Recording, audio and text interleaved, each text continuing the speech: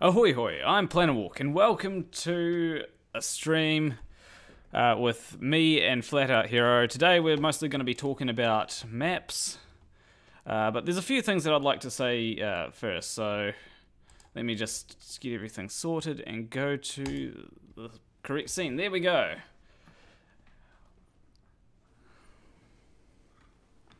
Ahoy, ahoy. That's generally my what I say as an intro because, yeah.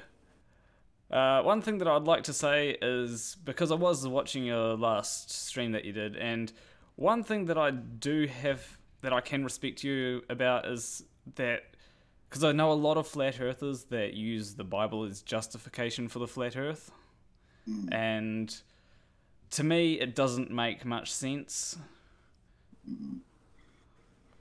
And Yastava Kito. I don't. I'm just gonna call them Yastava. But hopefully, there's more people that come and watch because I have posted it on Discord and everything. So yeah, I do respect that you haven't decided to go. Because honestly, the Bible is it's brutal. Honestly. Yeah, So yeah. for real. Yeah. No, the Bible doesn't earn respect even if you read it. Hi, Sean Hawkins. How you doing? So, Sean. But anyway, today I was thinking we could talk about maps because one of the things that I always get confused about is the flat Earth model, and because I understand the globe model perfectly fine, but the flat Earth model it's very hard to argue against when there's nothing that's really solidly defined, and I think that to have something that's really solid, to have something solidly defined is a good thing, but if it's not solidly defined, then it becomes very weak as an argument. Mm-hmm. So I'd like to say, are there any particular map? I'd like to ask, is there any particular maps that you think the is the true map of the Earth or the true shape of the Earth? Absolutely. But the only problem is, I don't know if anybody has put them all together yet. But if you take such maps like the Thomas guides or flight charts that take small areas of Earth and they do a topography of it, and then you have you place them together like puzzle pieces, and then if we were to set those all together, that would be a map of the world. But as far as us needing uh, a model. We don't need a model. We're not what flat Earth isn't about. Isn't to claim that the Earth is flat or to. It's not about anything about us claiming what shape the Earth is or what's happening. All it is saying that this is how heliocentricity is wrong. Even if we have no idea how anything else works, like that's not anything to do with what flat Earth is all about. Flat Earth is pointing out that it's not round. It's a lot flatter than what they've been telling us, and there's a reason why they haven't been telling us the truth. Mm.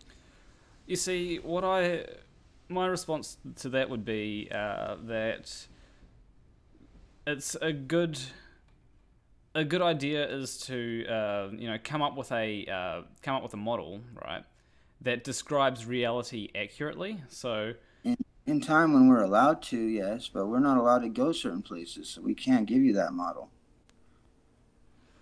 Yastava has been saying, Planarwalk, please answer what is this all about? And I'm just like having debates and and that's and discussing things with people because even if I don't change your mind, there might be people watching that want to know what my thoughts are on certain things and. Absolutely. So, anyway, back to what we're saying is, I think because the globe model describes so much, right? It has a good explanation for why the stars move in the way that they do, why the sun moves in the way that it does. No. I think it does. Alright, but I mean the way that it explains it, everything's moving at different miles per hour, and we see the same stars that we've seen for 2,000 years doing the same thing that they've always done.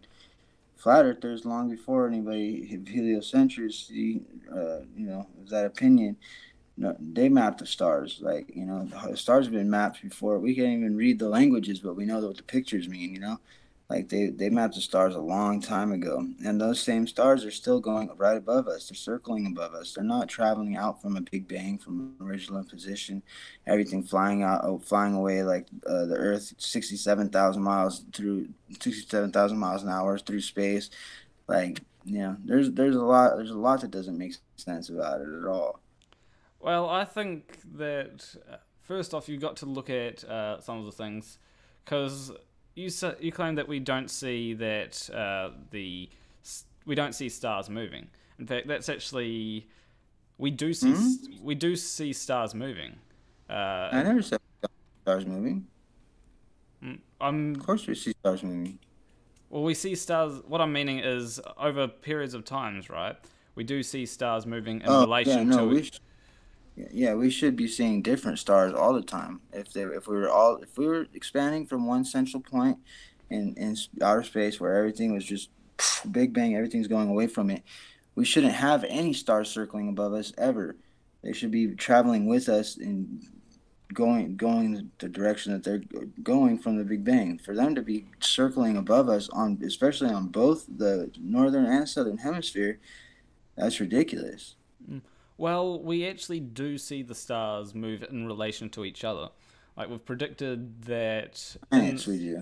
in the future, I think it's Orion will look completely different. I'm not sure how long it's going to take before it looks completely different. And another thing to mention is that, So if uh, you can't see it, how are you going to say that we see it? well, we have measured, okay, this particular star in Orion compared to this particular star have moved compared to how they were maybe 50 years ago, right? So we can Well, then. the Uh, only wandering stars are called planets.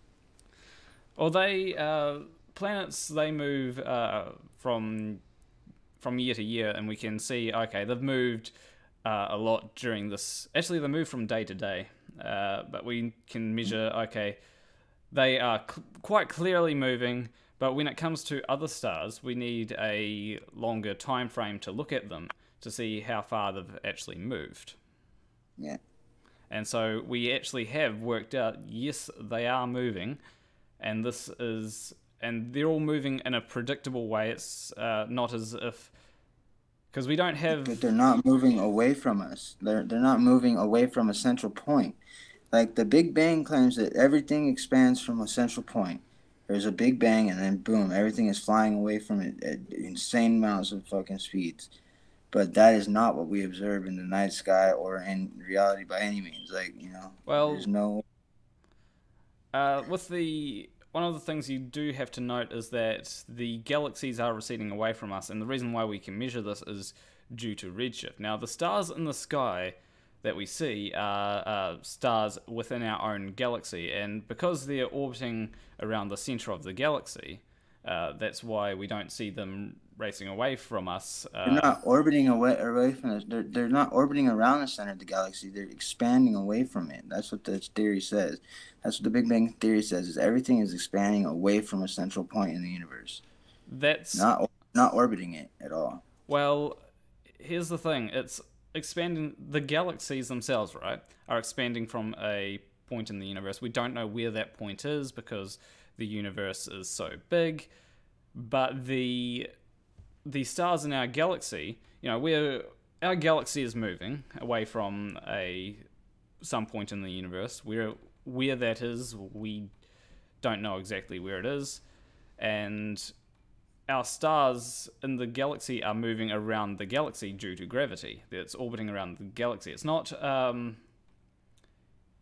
like The they are. entire galaxy would be expanding away.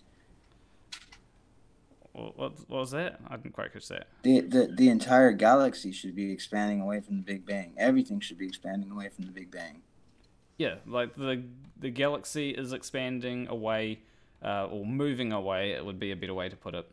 Uh, Mm-hmm. uh, all the other galaxies are moving away, and when it comes to what we see, uh, like the stars, they are moving around the galaxy because of gravity, if that makes sense. Not at all, but okay. So, yeah, and the people in the chat have made the point. If you look at the stars over a period of a few thousand years, they will change, and so it's about the time frame that you look at things. Well, they should be changing nightly. They're expanding at different speeds than us, and we're talking like insane amounts of speed. So the way that they've got it set up is we should be seeing different stars nightly. Not really, because the Dude, yeah, distance. there's thousands of miles of different thousands of mile an hour distant difference, dude. If there's thousands of mile an hour differences, think about that. Like we would not be able to see it if it was traveling that much different speed than us. That's thousands of miles per hour. Yeah, thousands of. Let's take. I'm gonna just Google something. Speed of the solar system, right? Mm-hmm. And that is 800 and 828 kilometers per hour, right? The solar system, Yeah. the Earth alone, 7,000 miles an hour supposedly. Well, our solar system is moving at 828 kilometers per hour, right? So let's work out how. How is it moving slower than Earth? What? How is it moving slower than Earth? That's 300. That's 230 kilometers per second. Yeah, it equals out to like 67,000 miles per hour.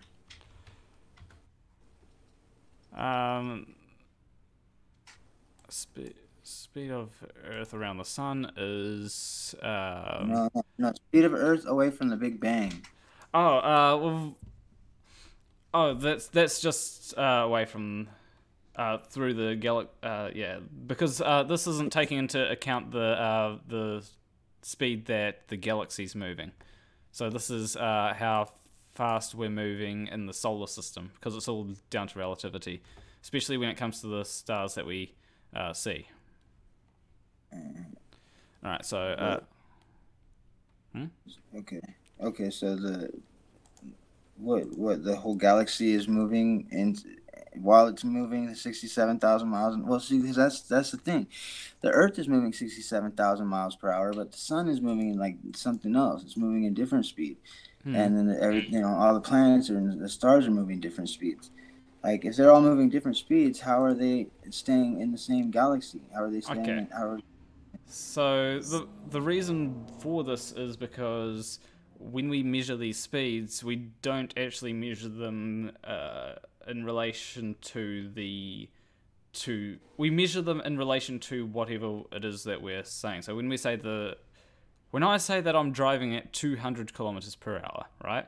I'm not measuring that in relation to the sun. I'm not measuring that in relation to the galaxy. I'm measuring that in relation to the Earth. Because in relation to the Earth, I am going at 200 kilometers per hour, right? Well, not right now, I'm going at 0 kilometers per hour. But if I'm driving a car and it says on the speedo 200 kilometers per hour, that's in relation to the Earth. However, the Earth in relation to the Sun is traveling at 67,000 miles an hour, right? Or the sun is moving faster, I think. And the sun is moving at 828 kilometers per hour in relation to the galaxy, and the galaxy is moving at, I think it's about 2 million miles per hour in relation to everything else. Yeah. And so we should be passed up by the galaxy long ago. well, we are like we are kept in the galaxy by the gravitational pull, because yes, we are traveling at the same speed as the galaxy. We just don't, when we say in relation to the sun, we don't account for the Earth's speed through the we don't account for the Earth's speed through the universe as a whole, because we've got to have some sort of thing that we relate it to. But anyway, I'm just grabbing this here. Oh yeah. How far is a light year? Oh geez, that's Google it. 9.5 trillion kilometers. Okay. So now let me bring up my calculator, because I am not willing to math that much in my head. So 9.5. Actually, clear that. 9. But what does this have to do with maps, though? What? What does this have to do with maps, though? I was just explaining, because you said how the stars, we shouldn't see the stars. Things do wander, like conversations. No, I know, but what we were talking about maps. Like, I wanted to know what you wanted to know about maps. I was interested in the question about maps. Right, that is a big deal in my channel right now. Yeah. So, like, are there any? Also, I'm doing this because I kind of have this on my mind right now. I just want to finish up this point, because 1,000 million billion trillion. Okay. So I've got here 9.5 trillion kilometers, and let's divide that by 828,000 kilometers. So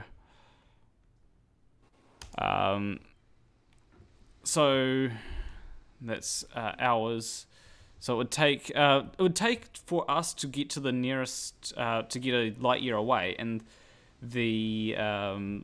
a light year away is quite a long time. It would take us 11 million hours to get there. Now let's divide that by 24.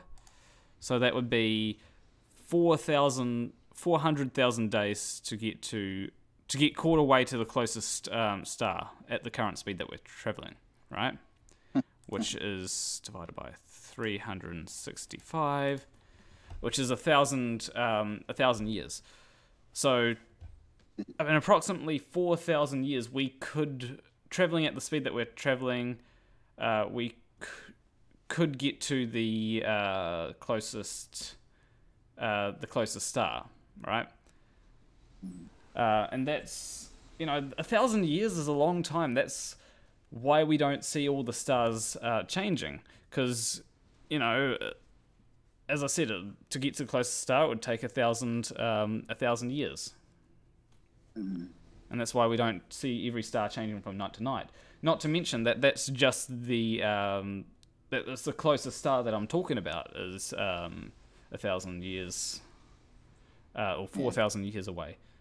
There's no way to verify that math is right, though, because it's all just, that's what they say it is, I mean, I don't know all the maths behind it, but I could talk to someone that there's people it's not about the math. It's about their numbers, their figures, what they say it is. They say that it's millions of miles away or whatever. Then there's no way to verify it. They can't pass a scientific method. It can't be repeatable experimentation that can prove that that's true. So it's just theory that we're going off of. Yeah, that's what they think. It's what their theory is. It's what their math came out to. But that's just because they're basing it on a globe,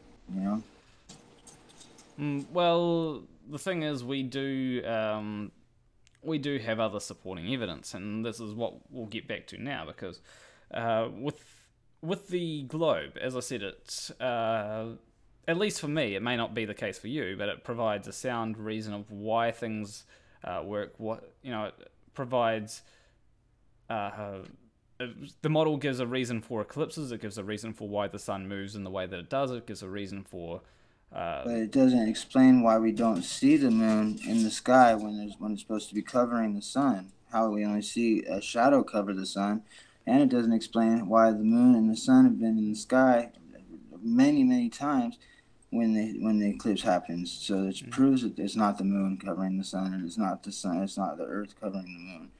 Like there's certain things, there's a lot of discrepancies that you just don't know about because they didn't teach you in history, but there's plenty of evidence to say that it is not the moon covering the sun and it is not the Earth covering the moon.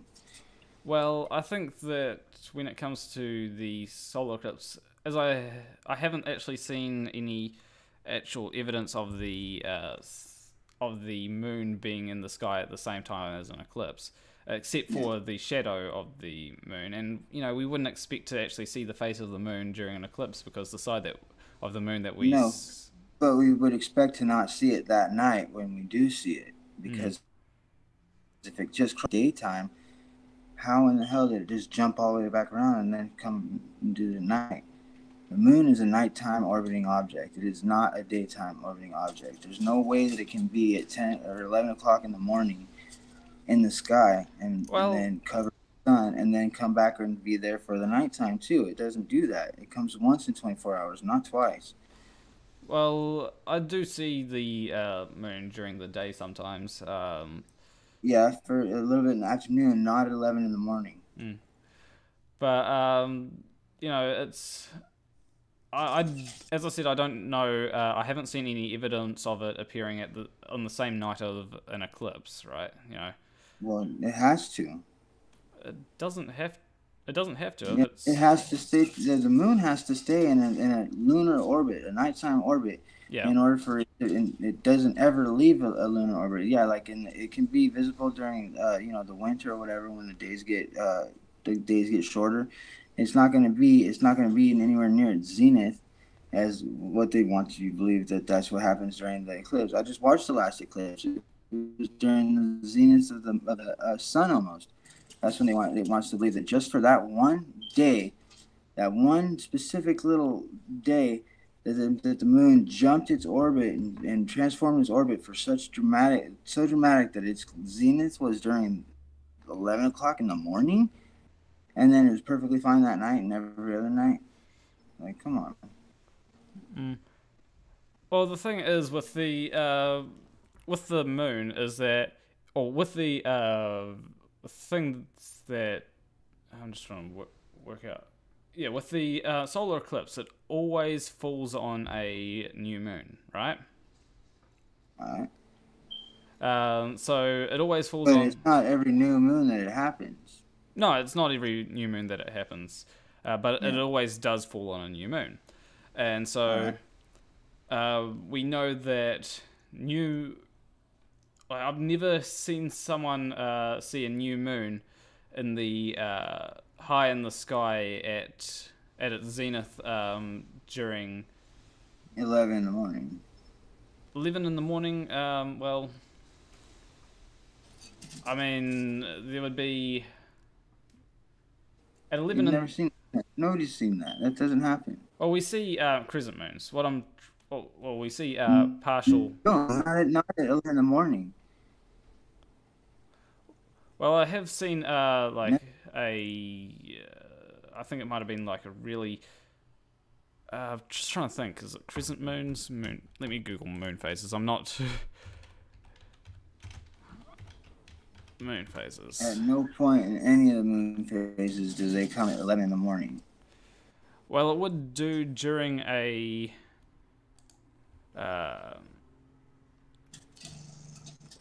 Okay, so. Yeah, for crescents, it is possible to come during 11 in the morning, but it would be a very, very small crescent if it was at its zenith at 11 in the morning.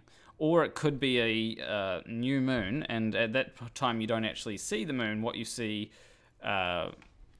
you would actually see a... How often does a moon zenith come at 11 in the morning? I'd say probably about once a month.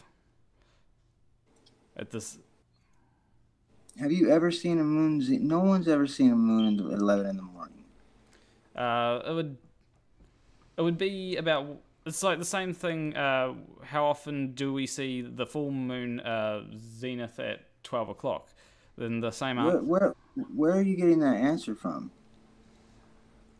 Well, it's to do with the like it's to do with how often we see it at its zenith at any given time. Yeah.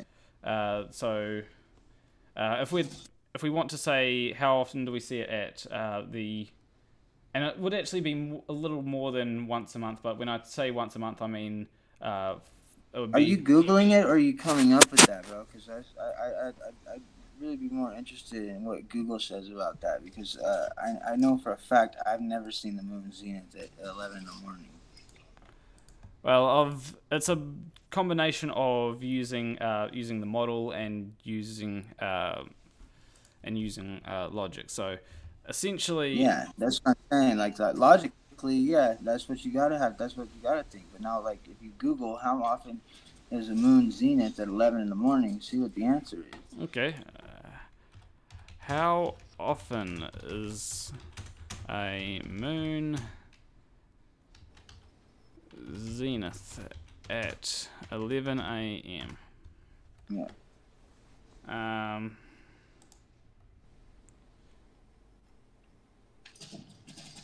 It's okay. It's not giving me any results. I didn't think it would. But we can go to Wikipedia, and if I just go to and hello Flathouse and all the people that are in the chat. So if I go to here and just go screen share, application window, and let's go this one here. Right, so for each lunar phase, right, it gives a. Actually, I'm just gonna click onto here. There we go. So for each, it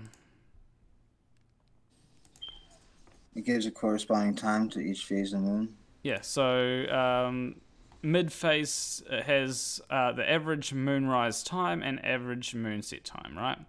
And I'm pretty sure the mid phase standard time is when it's at its zenith, right? So no, the zenith is when it's at its zenith. Does it have? It doesn't say zenith here. It just mid phase. Well, in between the middle, in between when it rises and sets, then the middle. Like mid phase standard time would be its zenith, pretty much. So for a new moon, right? We see that it is, we can't see it during its zenith most of the time. If it's slightly off a new moon, okay, then we can see it, and that's why we get eclipses at usually around midday. So all the information is here, and waxing crescent, we see it at its mid phase at 3 p.m. As it gets smaller and smaller, it would be closer to midday that would see it at its zenith. If that makes sense. So 6 p.m. is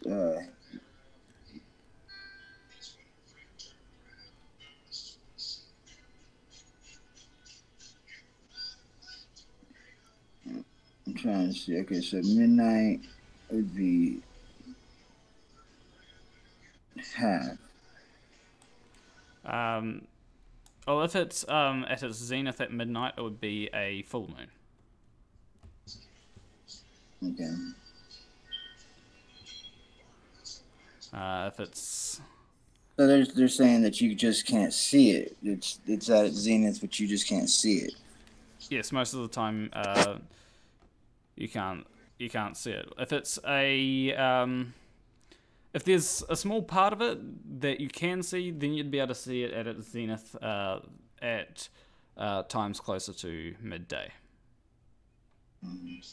So, Okay.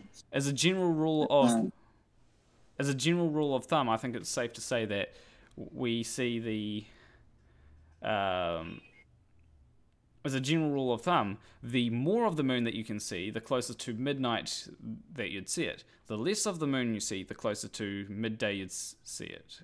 And when I say closer to midday, I mean you'd see it at zenith and closer to midday. And same with you'd see it as if it was a full moon, you'd see it at zenith, closer to midnight. all right. So, uh, yeah, it's convenient that you just can't see it, but whatever. If they want to say so, that's fine because that's not a proof or anything. It's just as the eclipses are. Nobody really knows what's going on with the eclipses. You know what I'm saying? Like they're explained to be something that we've seen both the moon and the sun in the sky at the same time. So there's no way that it could be the moon. Like it's been historically documented. Well, I haven't So honestly, I haven't seen this happen. But if you want to, I haven't either. Yeah. if you bring up proof for it, then I might be able to. I might be able to. Yeah, I'll look into it. I'll look into it for a later discussion. I'll try to find out their names and people who just put it down. Yeah. But all right. Well then, here. How about this? Going back to maps. Like I do have an issue going on my channel about maps. Everybody's trying to say that Woofy plotted his flight chart or plotted his flight course on flight charts. It's just that they're electronic. Well, then, no, he didn't plot his flight course on flight charts. What he did was he plotted his flight course on a computer, and then on a computer program, and expected me to just accept that because that is where he charted his flight. That's not how it works. The whole point of the proof is that we know that Thomas guy's regular flight charts. Wolfie knows what a flight chart is. He's just trying to weasel his way around it. Regular flight charts are sheets of paper that are printed out with a little small section of Earth mapped out, and they say that they don't need to use or account for any curvature because it's such a small area. Well, the challenge is if those are accurate depictions of Earth in small pieces, then they're accurate when you put them together to form a big picture. If the big picture forms a flat Earth, and you can still navigate by it perfectly fine, and you can't make that triangular flight course on it, then Earth is flat. Like there's just no other going. There's no denying that. Like you have a way that you can justify that. Well, the reason why we use these flight charts for small areas is because. And yes, when you have a small area like say from Dunedin to Christchurch in New Zealand, right? You could get away with using a flat flight chart because there's not much curvature that you need to account for, and nothing really gets distorted. But if you want to make a flight from just say Australia to New Delhi, then you need to use more of a globe chart, and that's why they've got these in planes. They've got computers that do this because it's very hard to plot a globe on a flat sheet of paper. Mm-hmm.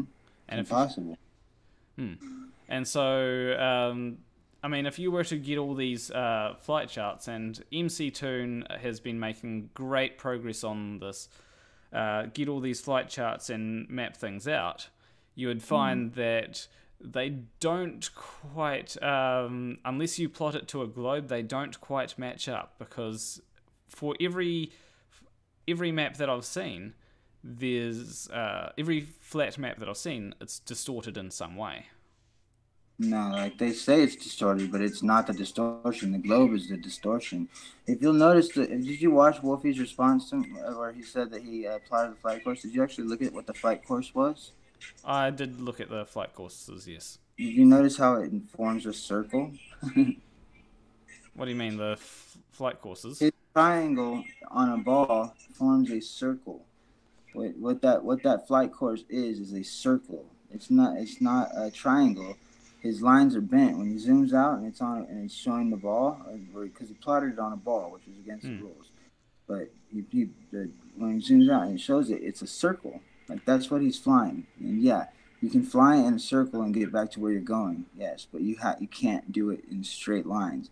And Well, what they're saying is that you have to fly in a circular path due to the curvature of the Earth. But your airplane is above the Earth at all times. You're never having to climb above. You're not never having to go around a huge mountain. So there's no reason to curve your path. You should be able to fly a straight line because you're always above the Earth. well, if I'm on a globe, right, and I travel, and I travel 10,000 kilometers in any particular direction, right? Mm-hmm. The I'll form a if I just I'm traveling one particular direction. Now, to me, it's like I'm traveling in one direction, right? But if I actually look at the how far I've traveled and all that sort of stuff, it'll actually form a quarter circle. Um, That's what I'm saying. Like, no, it doesn't though. Like, if you really walk in a straight line, you are walking in a straight line. but if I walk in a straight line for 10,000 kilometers, that will form a quarter circle because of the. Even though to me it feels like a straight line to Mm. to the uh, to Earth, it's a well in relation to Earth, right? Mm. And I'm not sure even using in relation to Earth. But in relation to me and the ground, it's a straight line, right? However, in Yeah, relation to anything beyond Earth, would see me travel in a quarter circle. yeah. If that's what Earth looked like, but we know from when you put a camera up and as far as we can go, as high as we can go into space, any amateur, if anybody that's not associated with the space program puts a rocket into space and they put a regular, not a GoPro, not a fisheye lens, it's not a skateboard video, if they put a regular lens camera up on that thing, it does not show any curvature whatsoever. And NASA's been showing us curvature from 30,000 feet forever Hmm. because they've been using fisheye lenses.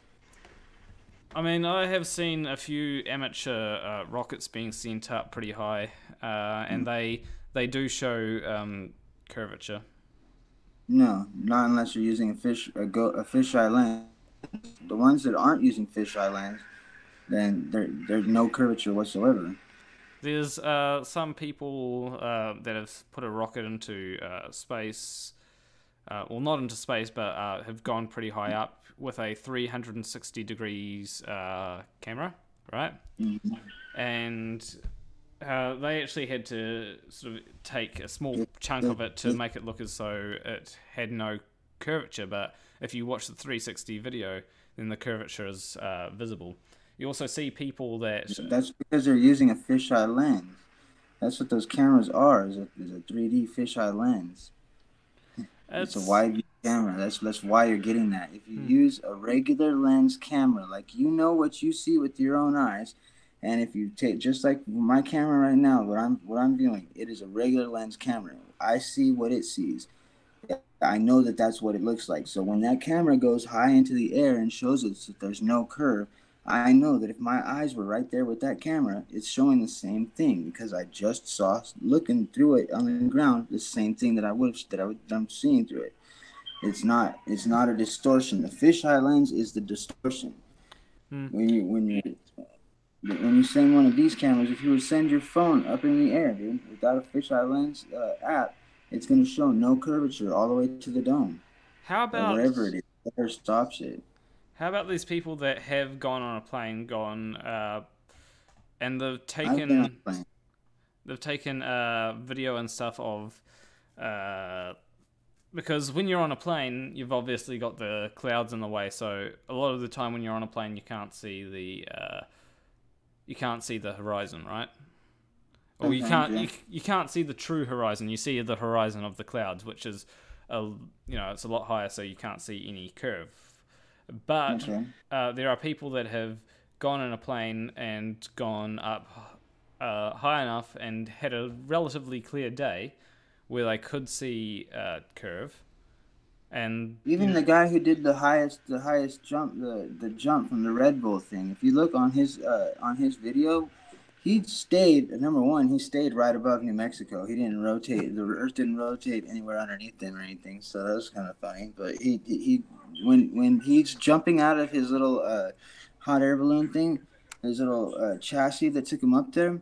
He's got a regular lens camera that shows him as he jumps. So it's showing all these curves. It's showing all these fisheye lens from outside. They got fisheye lens on the outside of that thing.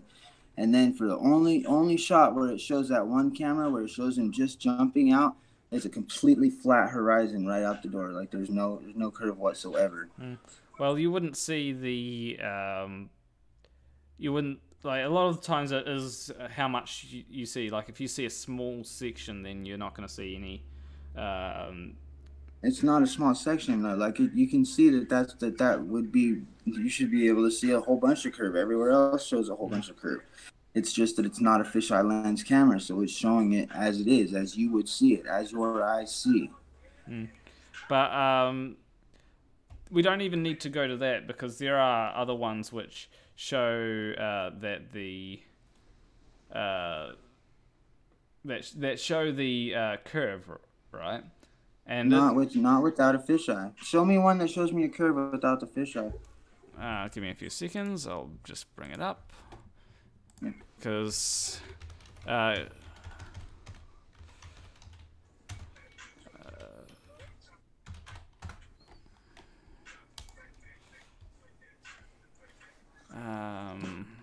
doo-doo-doo-doo. You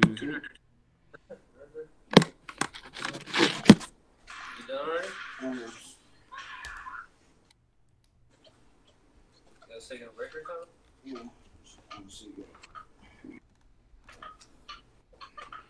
I'm just gonna mute this tab here.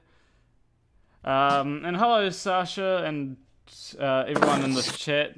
I'm not gonna explain what you missed, because that would take a while. I'm just gonna mute the. Can I mute? Mute site. Okay. I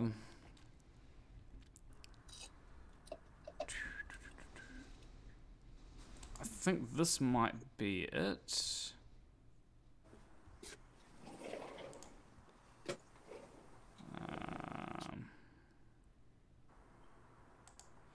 Okay, runway and in the sky. Okay, I've got it here. I'm just going to turn on screen share. All right. So this is from Greater Sapien, right? He does a lot of good demonstrations, so I think that his content is good for.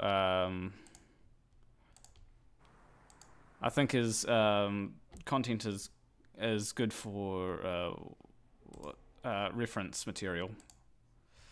So in this picture, you can clearly see that there's a curve there, right? I'll just go. Wait, you're saying? Yeah, I can. That's not a regular view camera.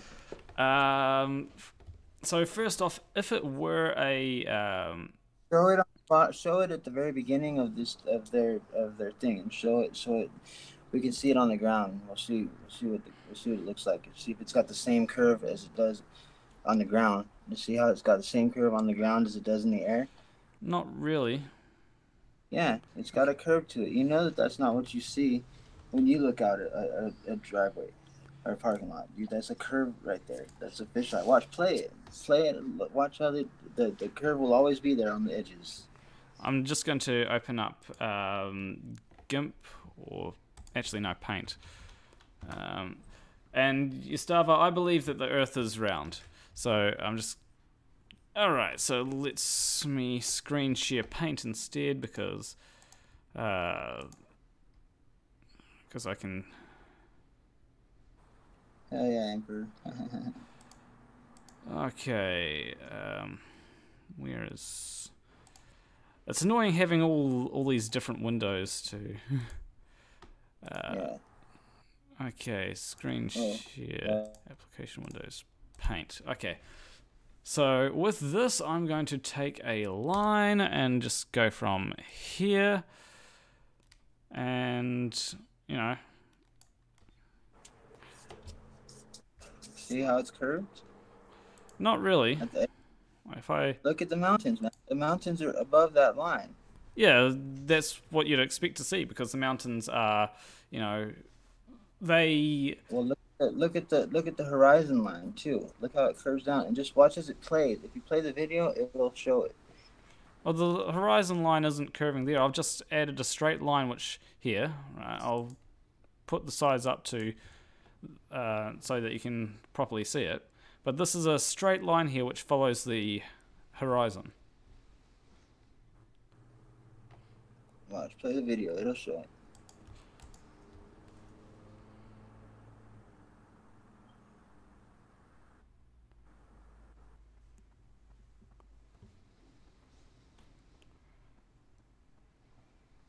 Is it not playing?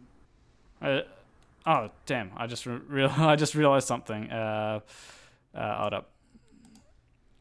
I was sharing the wrong screen. Oh. I'm telling you, I need to work out my screen sharing properly. Stop screen share, and we'll go to this one. There we go. I'll just. That's the same one. Yeah. Actually, I need to open up my this and yeah, I'm telling you, having a lot of windows is is annoying. So here we go. Yeah.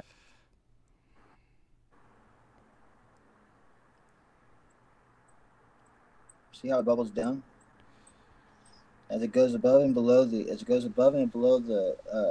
middle of the screen. It goes up and down. Okay, so let's that's what fisheyes will do. The concave and then the bow out. But generally, you see you see it being rounded towards like if something were at the top of the screen, it would. It's a fisheye. Is what the thing is. If it wasn't a fisheye, it wouldn't be rounded at all. Like if it's a fisheye lens, that's what I'm saying. You're gonna get curvature because the lens is curved, bro. If you just look at one, just look at type in non-fisheye lens, high altitude air balloon, and you will have that's exactly what you're looking for, because that's not a fisheye lens.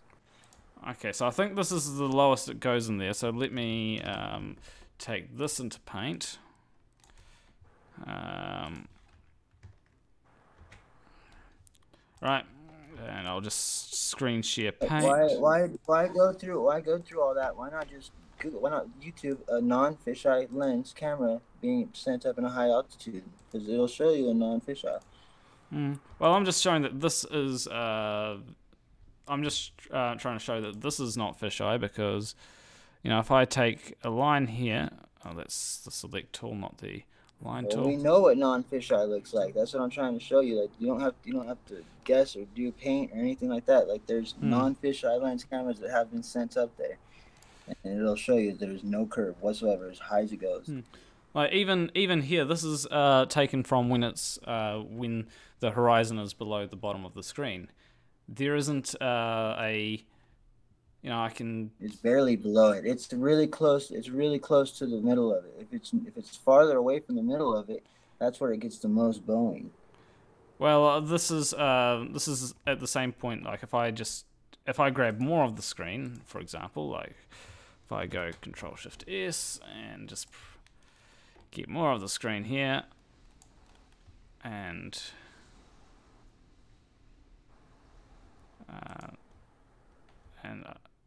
is it screen sharing paint? Oh, it is. Oh, it must be sharing my whole window. So yeah. So if I take this here, right, and then I take a line, go from one side of it to the other,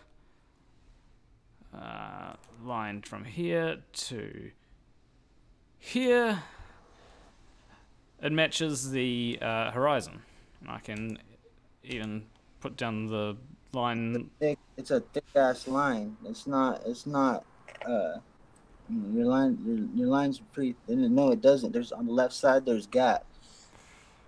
But that would be because of the mountains being closer and. No, on the left side there's gaps. There's gaps underneath the line. Like that's the horizon. The horizon dips down because that's where the rest of it is the lake. Why isn't that part too? But it's a fisheye, dog. Like that's what those cameras do, dog. Like you can type in non-fisheye right now and you don't have to do any of that. But it matches. You got to admit that this matches Doesn't pretty. Match. It does not. Like, It matches it's a fisheye. Pretty closely. It's a fisheye. It's beyond. It's beside the point. Whether it matches closely or not, I want to see what it really looks like. I don't want to see it through a fisheye. But this matches pretty closely. It's not a skateboard video. There's no reason. It doesn't matter if it does. Even if it matches perfectly, almost. Like I want to see it perfectly, not perfectly, almost. I want to see it perfectly. Well, if you have something that's perfect, you know, there's in statistics it's down to something like how close. It is a curve. It makes a curve, dude. That's what fisheye lens does. It makes it curve. Like, just type in non-fisheye, and then you don't have a problem with it. Okay, non-fisheye lens in space. High altitude balloon.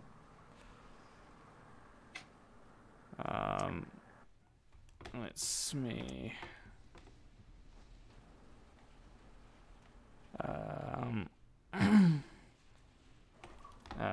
Go screen share, because one of the things that was good for, because you could clearly see that there was a bulge that really shouldn't be there in the other one, but you know, if you're not going to accept that, then there's this one here.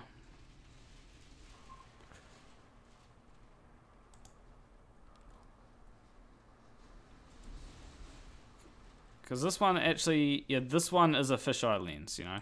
This is clearly a fisheye lens. There's different fisheyes don't just have one. There's like really severe fisheyes, and then there's not so severe fisheyes. Well, this is actually more severe fisheye than Greater Sapiens video. Why are we looking at fisheye? I don't want to see a fisheye. I'm saying show me a regular lens, not a fisheye at all. If you show a fisheye at all, that ruins the whole point of it. If you're supposed to be looking for what you see. Yeah. But that one just before, like I went onto it and it was definitely fisheye. You could tell that it was fisheye. This one hopefully is not fisheye. A playlist if you can't find one.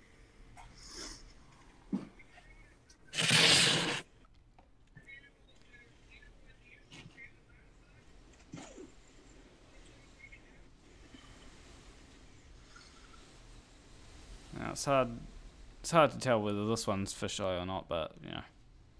Well, they say it's not, so I mean you'll be able to tell when it goes by the horizon. Because there's no camera that does the opposite effect of fisheye. There's no camera that can make a curve flat. There's only fisheye that make flat curves. Well, you can make a curve flat using fisheye. It just depends where on the fisheye it is. It's exactly. It's not gonna be. It's gonna be. It'll be a fluctuating thing. You'll be able to tell because it fluctuates as the camera rolls. This one here doesn't look like it's fisheye, but no. And that's what you see all the way up.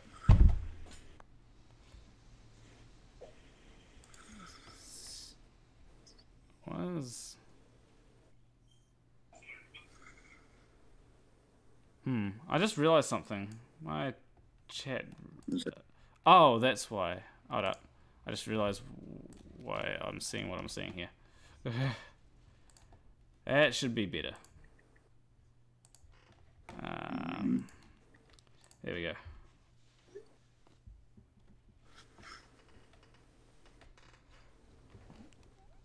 Let me just bring up Like this one, yeah, it looks to be like it is, like the horizon's flat. But the thing is, with the last one, or with Greater Sapiens one, should I say?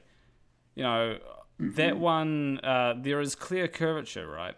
And So how with is there curvature from an airplane when this is 120,000 feet and high? This is way higher than an airplane. So how are they showing curvature if it's not a fisheye lens from a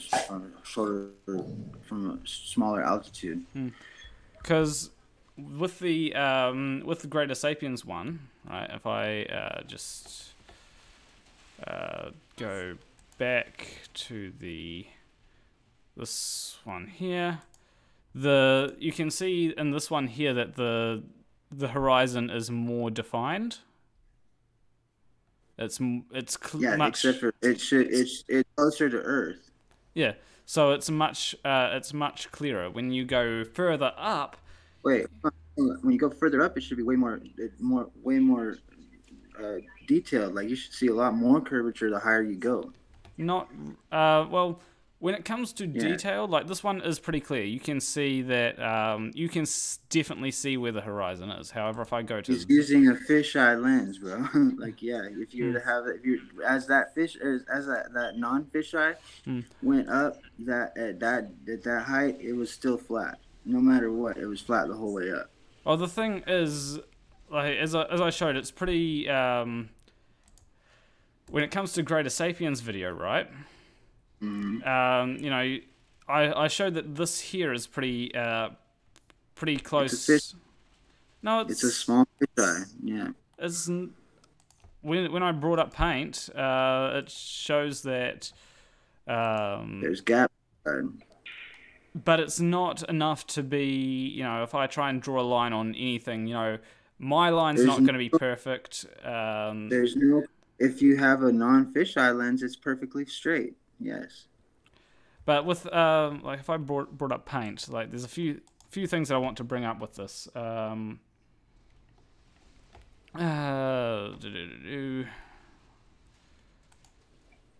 is it? Where is? Okay.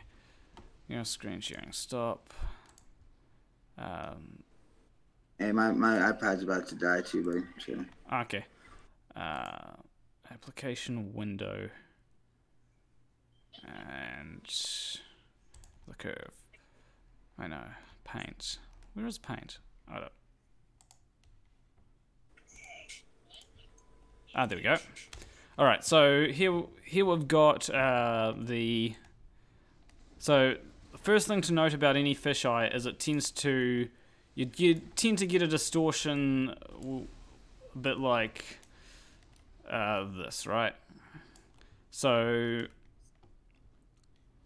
things below the center would distort this way, things above the center would distort that way. We can agree on that, right? Yeah. Okay. So the first thing that you've got to note is that this is below the center of the screen. So if it were distorting due to fisheye, we'd see something that would be like that. If it was an extreme fisheye, he's not using an extreme fisheye. He's using a very low fisheye. But would still expect it to distort this way rather than that way, right? When it's below the.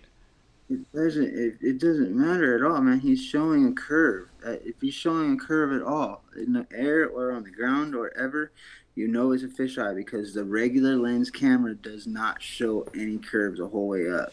Well, this so is. We're arguing about something that's completely beside the point, man. We know what a regular lens camera shows. Like, this is not what a regular camera shows. So to argue whether or not it's just a little bit due to the curve of the camera, no. Like, and to say especially that it's lower when it's lower that it's going to show more curve than when it's higher, just because you can see the horizon more clearly. That's not anywhere near what we should observe. Well, when it's lower, it will show. The horizon will be more clearly defined, as in.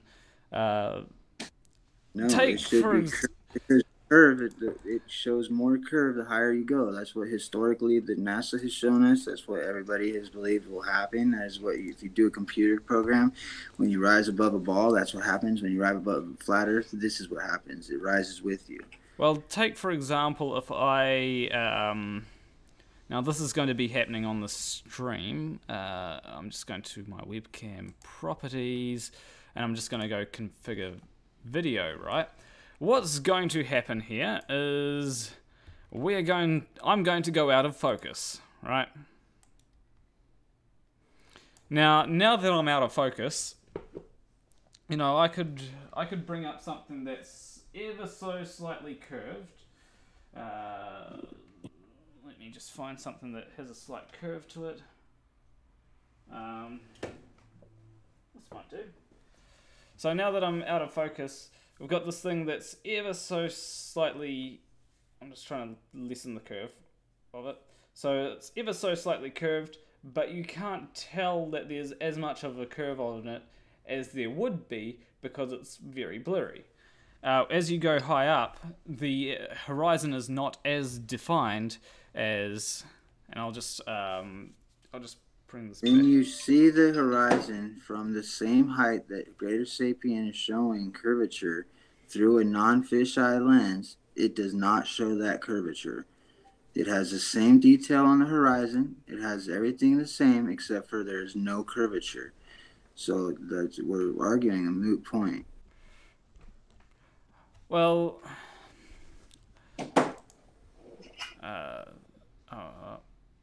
no, I don't want to save my changes. Look at the reflection of the glass in the pane window. He's shooting with an iPhone. And yeah, I'm pretty sure the iPhone cameras aren't fisheye. They have a slight fisheye to them, yes. iPhone. Look at the camera. Look at the camera's lens. If you don't believe me, it's bulged out. It's a fisheye lens, dude. Every lens, as a matter of fact, has a small amount of fisheye to it. They're all like that. It's just how dramatic the curve is. Like the ones that are non-fisheye lens are the closest that we have to actual what we see. But even those have a small little curve to them because that's just how lenses are made. Yeah, I do agree that every thing has a slight fisheye to it, but in this one, it's not enough to give a noticeable effect. And the thing is, it also depends where on the camera that the fisheye is. Now, if I just close this down and open up the where is... I'm telling you, I've got far too many windows open. Oh, I can just... Shit.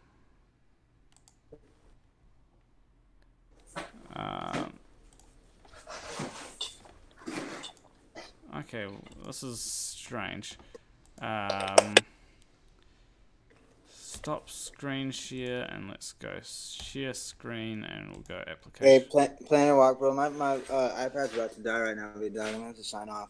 Okay, but yeah. Before you go, I'll just show that if I go later on in the video, where he's why isn't it showing at the right time? This is okay. So when it's in the center of the screen, there should barely be any. And whenever anything's in the center of a fisheye screen, there should be pretty much no fisheye. Unless there is an extreme fisheye on that camera, you should see no. There should be no fisheye. Unless you've got extreme fisheye lens, and this. Or if he's using, I'm sure that they've got an app for it. You know, they could probably make it fisheye too now. But there's multiple results that you get, and I honestly would like to see this kind of thing for myself by going up higher than aircraft. But if you just send the camera. But if you say that, oh, this is just fake, this is just fisheye, then you've also got to call into question the validity of things that say that they aren't fake. Well, yeah, but I know that the only reason I'm calling it fake is because I know what non-fisheye looks like, and that's not what it is. That's what fisheye looks like. To me, it doesn't look like fisheye from what I can tell. It doesn't. Have you seen it through a non-fisheye? Because you just looked at it from higher up from a non-fisheye, and there wasn't anywhere near that much curve. And from higher up, it should be way more dramatic. But in this one, the horizon is hardly defined. You know, I'd have to go through and plot from, work out exactly where the horizon is and go to exactly where the horizon is. That's why you can't see any curve in this one, because it's not, it's not defined enough. And that's why you can't see any curve on the horizon in this one. And that is the problem with going high up in high altitude, is you have to get a visible curve, you need to go even higher up than what you'd expect, because if you go 120,000 feet up in the air, there is more curve there, but it's not as defined. However, if you go even further up, then you'll start seeing more and more curve. That's why I'd like to send something, if I were to send something 50 kilometers up, that's when I'd expect to go, yeah, there's a curve. And if someone has done that, let me know, and then I'll take a look at it. But yeah, it's really how defined something is as to. But yeah. But if you've got to sign off, then it was nice having you on. I think we're a bit more argumentative this time than we were on the last one, but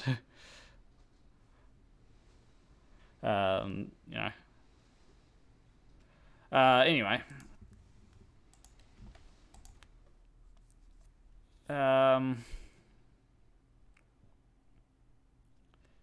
This is like watching a discussion between Stephen Hawking and Tommy Chong. Yeah, I don't have any gripes with Flat Out Hero, but it's. I think we just got a bit more into the debating mindset in this one than in the last one. So I'll read the comments for a bit and then I'll end the live stream. So what should I show? Honestly, I have no idea what I should show. Let me just close this down for a second, and I'll just I'll just put this in the center. Here we go. So any questions before I go?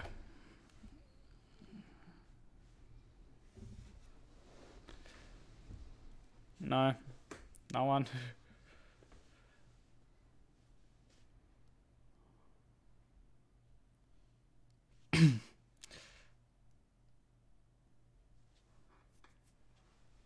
Lines on the tarmac proved it. Yeah, I actually, the thing is, all I had to do was go into paint, add a line, and the paint lines are straight, and it wasn't perfect, but where the horizon was, it showed it pretty well. So.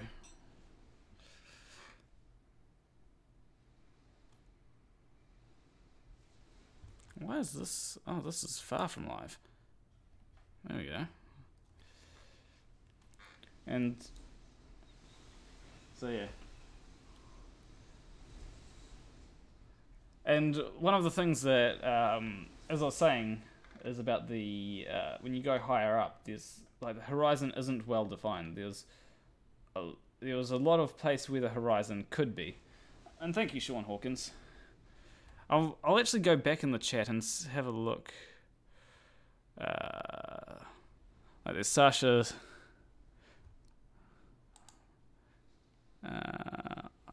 it's kind of a shame that I can't see the retracted messages until I go back in the chat.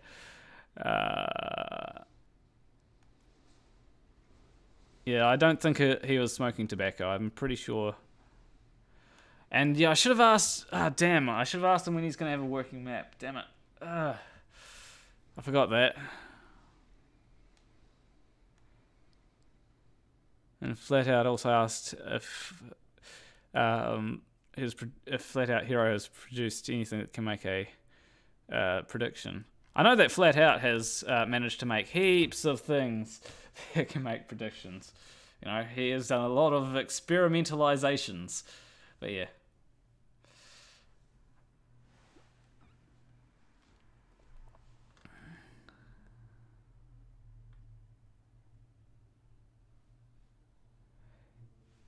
Well, yeah, I mean, I don't know if he's doing anything harder than weed.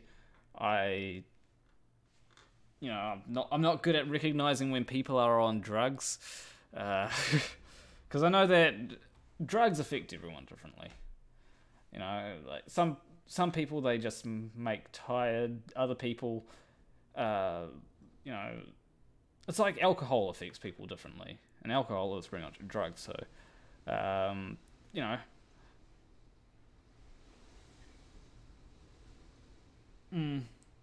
Yeah, I should have talked more about maps, but we got sidetracked, and yeah, so I'll rename the stream something else, and yeah, because I usually with these things I don't know exactly what I'm gonna talk about, so I'm gonna I'm gonna rename this talking about stars and curve. Because that's the main thing that we discussed. Stars, curve, and fisheye. Stars, curve, and fisheye. There we go. Well, that's because we didn't talk much about maps.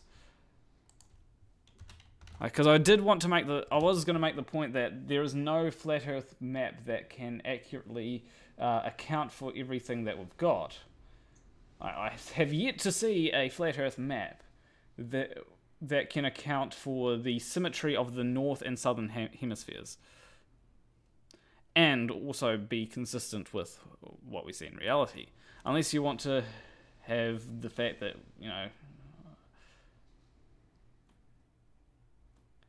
I am talking with you. Okay. But if you do, actually, you know what? I'll hold a thing in the Discord voice chat. After this, yeah, sundial proves a globe. That's a good point. I'll hold a voice chat with you in Discord. Link is in the description. Yeah. So this will be in like 5 minutes. So leave a like and subscribe if you liked that stream. Leave a comment of, if someone wants to have a debate, let me know. I'll gladly debate anyone. I'm not running away. And I don't care where it is. I don't mind if I debate on the Non Sequitur show.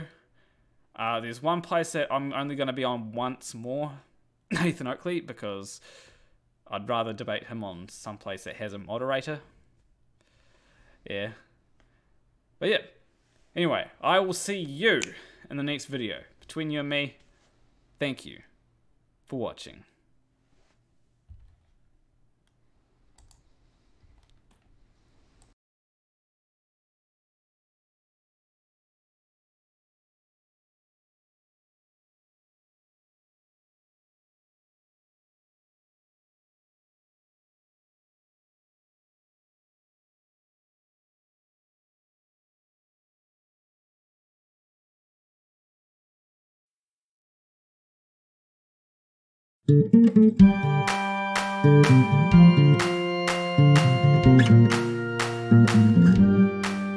I said, this looks like a job for me, so everybody just follow me, cause we need a little controversy, cause it feels so empty without me. I said, this looks like a job for me, so everybody just follow me, cause we need a little controversy, cause it feels so empty without me. Na na na na na na na na na na na